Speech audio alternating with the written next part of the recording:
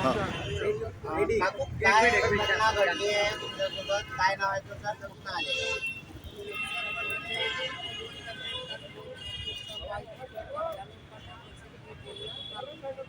काय घडलं असं की तुम्हाला आज इथे येणं म्हटलं?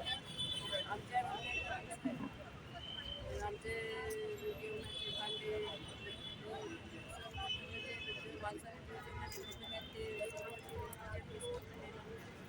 कोणी हिसकावून नेला?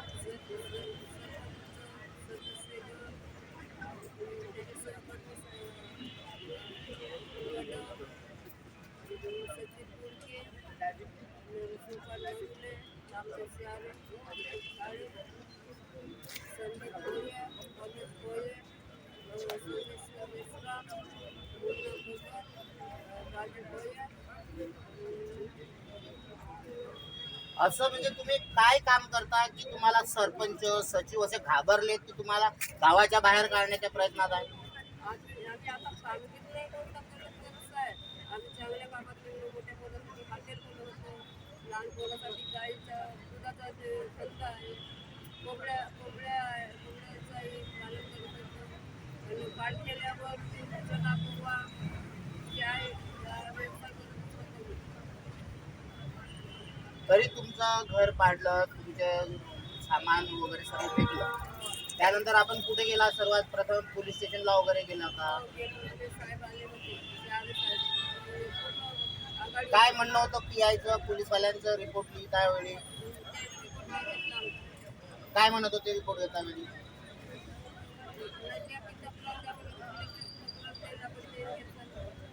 तुम्हाला लेखी तक्रार मागितली, तुम्ही लेखी तक्रार दिली परंतु घेतली नाही. काय म्हणून नाही घेतली? काहीतरी म्हटलं असेल ना तुम्हाला, शिवी दिली की हाकलून लावलं की मारलं की काय म्हटलं?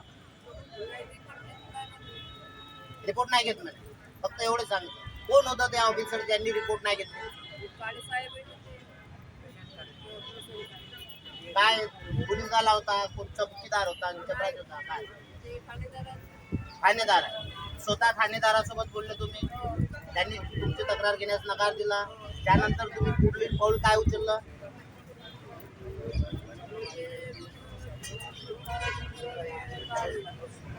म्हणजे पीआयने रिपोर्ट नाही घेतली, तुम्ही डायरेक्ट मोर्चाच काढला, वर कंप्लेंट केली नाही?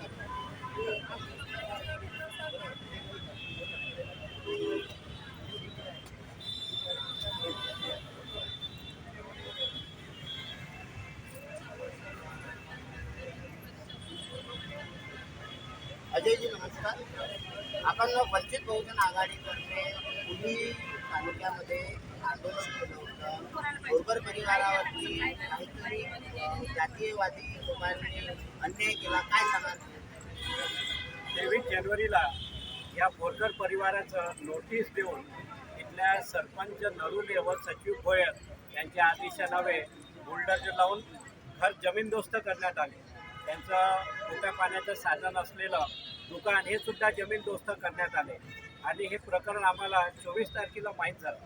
24 जानेवारीला आम्ही घटनास्थळी दाखल झालो, कार्यकर्ते घेऊन पोलीस स्टेशन गाठले आणि पोलीस स्टेशनच्या पीआयला विचारलं तर त्यांनी जे उत्तर दिलं त्यांचं म्हणणं होतं की नियमानुसार कारवाई झालेली आहे, याच्यात आम्ही काहीच करू शकत नाही. म्हणजे यूपी पॅटर्न जे होतं जेसीपी वाला ते महाराष्ट्रात देवेंद्र फडणवीसनं आणलं असं आपल्याला म्हणायचं आहे? अगदी बरोबर आहे. एकीकडे सरकार म्हणते सबका साथ सबका विकास, पण इथं विकास झाला आहे भकास. आणि अन्न वस्त्र निवारा ह्या ज्या मूलभूत गरजा आहे त्याच्यापासून सुद्धा या परिवाराला वंचित ठेवलेलं आहे. जी अतिक्रमणची कारवाई झाली त्या दिवशी संपूर्ण घर पाडलं. आज खुल्या झाडाखाली हा परिवार झोपत आहे. त्यांचं शिजलेलं अन्न, यांचा 13 महिन्याचा नातू आहे, त्याचं जे काही साहित्य होतं, स्वयंपाकाचं साहित्य, कपडे हे सुद्धा त्यांनी जप्त करून नेले. ही कारवाई देशपूर्ण आहे, जातीपूर्ण आहे आणि म्हणून आम्ही हे आंदोलन इथे नागपूरला आहे. आपल्या नागपूर ग्रामीणचे एस पी हर्ष पोद्दार आहे, यांच्यासोबत आपण भेट वगैरे घेतली का? हो, आम्ही 30 जानेवारीला जे पोलीस अधीक्षक आहेत यांच्या कार्यालयामध्ये नागपूरला गेलो. आणखी माझ्यासोबत शहर अध्यक्ष मंगेशभाऊ वानकडे होते आणि 2-4 कार्यकर्ते सुद्धा होतात. आम्ही त्यांची चर्चा केली. त्यांनी सांगितलं की या प्रकरणाची आम्ही तपास करीत आहोत आणि लवकरच हे तपास करून आम्ही गुन्हा दाखल करू. परंतु 30 जानेवारीला सुद्धा त्यांनी टाळीटोळीचा उत्तर दिलं आणि म्हणून आमचं समाधान झालं नाही. म्हणून 31 जानेवारीला कुळी तहसीलवर आम्ही जन आक्रोश मोर्चा हजारोच्या संख्येमध्ये घेऊन गेलो आणि तिथं हा जन आक्रोश मांडून आम्ही तिथल्या तहसीलदारांना विचारणा केली की ही कारवाई तुम्ही कशी केली आणि तहसीलदारांनी सुद्धा जे आम्हाला उत्तर दिलं ते समाधानकारक नसल्यामुळे आज आम्ही माननीय जिल्हाधिकारी यांना निवेदन देऊन या संविधान चौकामध्ये एक दिवसीय धरणे आंदोलन आहे. अजयजी, आपण आता म्हटलं की 31 जानेवारीला आपण भव्य आंदोलन केलं पुणे तहसीलमध्ये, परंतु तुमच्या आंदोलनानंतर तुमच्या वंचित बहुजन आघाडीच्या नेत्यांवर गुन्हे दाखल करण्यात आले पोलिसांकडून, काय सांगाल? हे सरकार म्हणजे आज आमचं मूलभूत अधिकाराचंही हनन करत आहे. आम्हाला आंदोलन करण्यापासूनही वंचित ठेवत आहेत. आम्हाला त्या आंदोलनाची यांनी NOC दिली नाही, परंतु तमाम कार्यकर्त्यांना सूचना केल्या होत्या आणि म्हणून आमचं जे आंदोलन होतं ते कायदेनुसार आणि संविधानाला अनुसरून होतं आणि म्हणून आम्ही ते आंदोलन केलं. आम्हाला गुन्हा दाखल झाला त्याची पर्वा नाही. लोकांच्या कल्याणासाठी आणि मानवतेसाठी आम्ही हा आमचा लढा सदैव उभा ठेवू आणि लढत राहू. मंगेश भाऊ, नहीं वो हमारे पास लगे।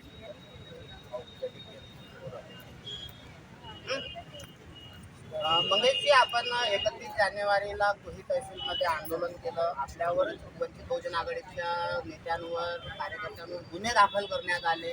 काय वाटतं आपल्याला, कोणाची भूमिका असेल यामध्ये?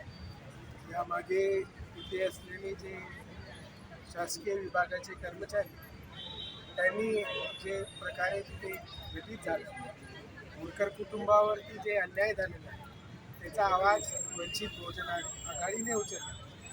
ही कुठेतरी लोकशाहीला संपवण्यासाठी आणि आपली हुकुमशाही पद्धती जे मनुवाद इथे आपण जे बसून झालेलं आहे, आपण पाहू की 26 जानेवारीला गिरीश महाजनसारखे ते आपण त्यांचे पालकमंत्री राहू, ते तिथे बाबासाहेब आंबेडकरांचं नाव नाही घेत आणि कुठेतरी दुसरीकडे आमची अंजलीताई भारती हे एक वाक्य काय करते त्यांच्यावरती गुन्हा नोंदवतो.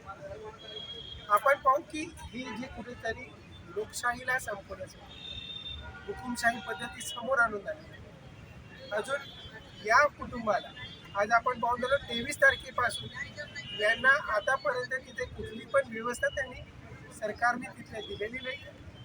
तिथले जे तहसीलदार आहे ते म्हणाले होते की आम्ही यांच्या राहण्याची व्यवस्था करू, जेवणाची व्यवस्था करू, यांना आम्ही कुठेतरी मालकी हक्क पट्टा देऊ, पण ते अजूनपर्यंत कुठेच ते दिसून येत नाही. आपण पाहून झालेलं आहे की 23 तारखेपासून हे एक जे झाड आहे त्या झाडाखाली ते राहून गेलं. हा मुलगा 24 वर्षाचा आहे, त्यांचा मोठा मुलगा 27 वर्षाचा आहे, त्यांची सून 25 वर्षाची आहे, त्याची सून पण 23 वर्षाची आहे. म्हणजे बोरकर फॅमिलीमध्ये एकूण 6 लोक राहतात. त्यांचे 13 महिन्याचा मुलगा पण आहे. त्यांना काही अगर झालं त्याची जिम्मेदारी कोण घेईल? पोलीस प्रशासन बी यांना पोलीस प्रोटेक्शन नाही. म्हणजे जे गैरराज्यदार आहे ते लोकांना काय समजून त्यांनी सोडलेलं आहे मला हे समजतं. म्हणजे कदाचित वंचित बहुजन आघाडीने यामध्ये सहभाग घेतला नसता तर पुन्हा एकदा खैरलांजी होऊ शकलं असतं असं आपल्याला म्हणायचं आहे का? 100% हे केरलांजीच झालं असतं आणि यांना जर ते न्याय आता पण नाही मिळाला. आज तुम्ही हे पहा की घटनेच्या अनुसार संविधानाच्या अनुसार सगळ्यांना राहण्याचा अधिकार आहे, सगळ्यांना बोलण्याचा अधिकार आहे. आपण जे संविधानाला मानतो त्या संविधानाच्या इच्छेतून आम्ही जे त्यांना प्रोटेस्ट करून आलेलो आहे, आम्ही त्यांना जे मागितलेलं आहे ते संविधानिक तौरवर मागितलेलं आहे. आम्ही कुठले पण असंविधानिक तौरवर बोलत नाही आहोत. जे नरुले तो जो तिथला सरपंच आहे त्याचं पण घर अनधिकृतपणे बांधलं असं त्याने नमूद केलेलं आहे एका चॅनलवर. मला सांगा की पूर्ण 6-7 कुटुंब त्या मालची गावात राहतात, बौद्ध कुटुंब राहतात. तिथे अनधिकृत घरं जे आहे ते 12 ते 15 अनधिकृत घरं आहेत. त्या अनधिकृत घरांमध्ये एकच घर पाडण्यात ते एक बौद्ध कुटुंबाचं आणि बोरकर कुटुंबाचं. ही जे कुठेतरी द्वेष भावना आपल्याला त्या नरुले सरपंचाकडून आणि तिथला जो गोयर सचिव आहे त्याच्या मार्फत हे दिसून पडतं. कुठल्या संघटनेचे ते सरपंच आहेत आपल्याला सांगू शकता? काँग्रेस पार्टीचे ते सरपंच. तर याबद्दल आपण पालकमंत्र्यांना काही निवेदन वगैरे दिलं आहे का देणार आम्ही आहात? पालकमंत्र्यांना आवेदन दिलेलं आहे की लगेच त्याच्यावरती कारवाई झाली पाहिजे, पण अजूनपर्यंत कुठेच कारवाई दिसत नाही. आम्ही हर्ष पोद्दार साहेबांना पण भेटलो, SP साहेबांना, त्यांना पण ते निदर्शनात आणून दिलं. तर BDO साहेब याची ती पूर्ण जांच करत आहे आणि BDO साहेबाची रिपोर्ट आल्यानंतर ज्या कोणी गुन्हेगार साबित होईल त्या गुन्हेगारावर आम्ही हस्तक्षेप करू आणि त्यांना अलर्ट करू हे आम्हाला हर्ष पोद्दार साहेबांनी सांगितलं. पुढील भूमिका काय राहणार आहे? पुढील भूमिका आमची हेच राहणार आहे की जे यांचं घर पाडलं गेलं आहे ते घराची जे मूल लागत होती ते त्या काळाला एकूण 9 ते 10 लाख रुपये होती. त्यांचं जे घर पडलेलं आहे त्या घराची ती किंमत मोबदल्यात देण्यात यावी. त्याचप्रकारे यांचे जे नुकसान झालेलं आहे, आज यांना मागच्या 23 तारखेपासून हे इथे घरसुद्धा बांधू शकू नाही झालेलं आहे. त्यांना जे स्वरूप पाहिजे, त्यांना जे मदत लागली पाहिजे ते पण ते लोक प्रोव्हाइड करत नाही. म्हणून आमची ही भूमिका आहे की यांना न्याय मिळाला पाहिजे. त्याचप्रकारे यांचं घर तर उद्ध्वस्त झालं, पण यांचं तिथे पाडलेला तिथे हे लोक नाश्ता विकत होते, त्यांचे जे ग्रहस्थी सांभाळण्यासाठी जे उपजीविका होती ते उपजीविकेचं साधन पण त्यांनी तोडून टाकलं. सरकारने तुमची भूमिका मांडल्यानंतर तुमच्या भूमिकेकडे लक्ष नाही दिल्यास वंचित बहुजन आघाडीची पुढील भूमिका काय राहणार? पुढील भूमिका हीच आहे की तीव्र आंदोलन आम्ही करणार आहोत. हे इथेच नाही तर महाराष्ट्रातून सगळीकडून आम्ही ते जे घटित करणार आहोत आणि येणाऱ्या कालावधीमध्ये श्रद्धेय बाळासाहेब आंबेडकर यांनी सांगितलेलं आहे की आपण न्यायालयात जाणार आहोत आणि उद्या आम्ही न्यायालयात पण ते खंडपीठमध्ये यांच्या घराबद्दल आणि तिथल्या पोलीस प्रशासन आणि तहसीलदाराविरुद्ध पण आम्ही ते याचिका दाखल करणार.